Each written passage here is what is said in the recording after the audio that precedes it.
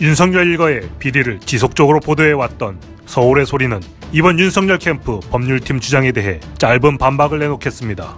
서울의 소리 시청자 여러분들께서도 주지하시다시피 서울의 소리에 보도된 윤석열 일가의 비리는 명확한 증거와 증언을 토대로 방송되었으며 지금 이 반박도 명확한 증거를 바탕으로 주장함을 알려드립니다.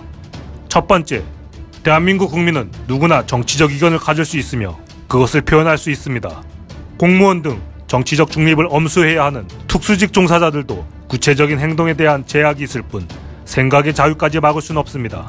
정대택 씨가 정치적 편향성이 있다 한들 그것은 본인의 자유이며 이는 대선주자 윤석열이 문제 삼을 바가 아닙니다. 다만 얼마나 허무맹랑한 근거를 가지고 주장하느냐를 따진다면 서울의 소리는 겸손히 윤석열 캠프의 주장을 들어보겠습니다.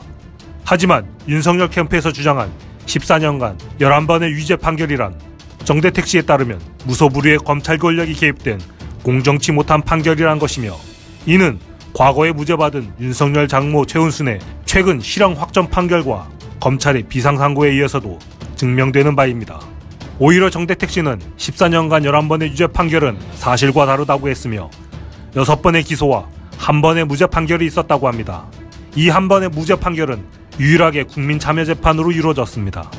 두 번째, 윤석열 캠프는 정대택 씨가 X파일을 내가 만들었다 라는 자백을 했다고 합니다. 서울의 소리 시청자분들까지 이미 알고 있는 사실은 X파일의 주된 내용은 그간 정대택 씨의 주장의 요약본에 불과하다는 것입니다. 정확히 말씀드리겠습니다. 정대택 씨는 파일의 작성자가 아니며 파일의 대부분 내용은 정대택 씨가 18년 송사를 준비하며 만들어온 자료를 인용한 것뿐입니다. 따라서 마치 정대택 씨가 돈을 노린 송사꾼으로서 악의적이고 일방적인 주장을 한다는 윤석열 캠프의 주장은 18년간 꾸준히 한결같은 증언을 해온 정대택 씨를 한때의 특수를 노린 도박꾼처럼 몰고 가는 파렴치한 발언입니다. 세 번째, 민주당에게 묻는다는 부분은 서울의 소리에서 따로 반박하지 않겠습니다. 민주당이 알아서 하시리라 봅니다. 다만 정대택 씨는 본인의 송사와는 별개로 본인이 좋아하는 정치인에 대한 지지를 밝힌 것입니다. 마치 정치적 이해득실 관계 때문에 윤석열을 음해하는 듯 몰아세우는 것은 그간 정치검찰이 잘하던 공작 아니었습니까? 실제 정대택 씨는 김대중 정부부터 민주당원으로 활동을 하였지만 그간 송사 과정 중 오히려 민주당 의원으로부터 도움을 받긴커녕 자유한국당, 새누리당 의원들에게 찾아가 윤석열의 부도덕함을 하소연하셨다고 합니다. 네 번째, 서울의 소리 전략본부는 정대택 씨의 주장을 검토한 결과 상당한 근거를 바탕으로 한 설득력 있는 주장으로 판단하였습니다. 앞으로도 계속 윤석열 일가의 비리를 밝히는데 앞장서겠습니다.